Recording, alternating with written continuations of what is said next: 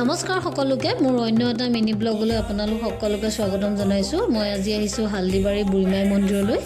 এই মন্দিৰভাগ কাজিৰঙাতে পৰে। অসমৰ ইমূৰৰ পৰা সিমূৰলৈ যাত্ৰীসকলে যাত্ৰা কৰিলে পায়েই যায় ৰাস্তা কাষতে। মই জন্মদিনতে আহিম বুলি ভাবিছিলোঁ শৰাই এখন দিবলৈ মাৰ ওচৰত, আহিব নোৱাৰিলোঁ, সেই গতিকে আজি আহিছোঁ। এয়া মোৰ শৰাই চাকি লৈ ল'লোঁ। এয়া মই চাকি দিছোঁ, চাকি দিয়া এয়া ভিতৰলৈ আহিছোঁ মাৰ ওচৰত শৰাই দিবলৈ। এয়া তেওঁ এয়া মোৰ হ'লেই আৰু শৰাই দি পিনে ভক্তসকলে সেৱা লৈ আছে। মাৰ ওচৰত আহোঁতে যাওঁতে সেৱা কৰি গ'লে মনৰ আশা পূৰ্ণ হয় বুলি প্ৰবাদ আছে। সেই গতিকে সেৱা লৈ গ'লে মাৰ ওচৰত ভাল হয় বুলি সকলোৱে জানেও। আৰু এয়া মা দেখিছেনে, আৰু এইফালে গণেশজী আছে। এয়া মোৰ শৰাই দিয়া হৈ গ'ল। ঠিক আছে তেতিয়াহ'লে সকলোৱে সেৱা লওক মাৰ ওচৰত।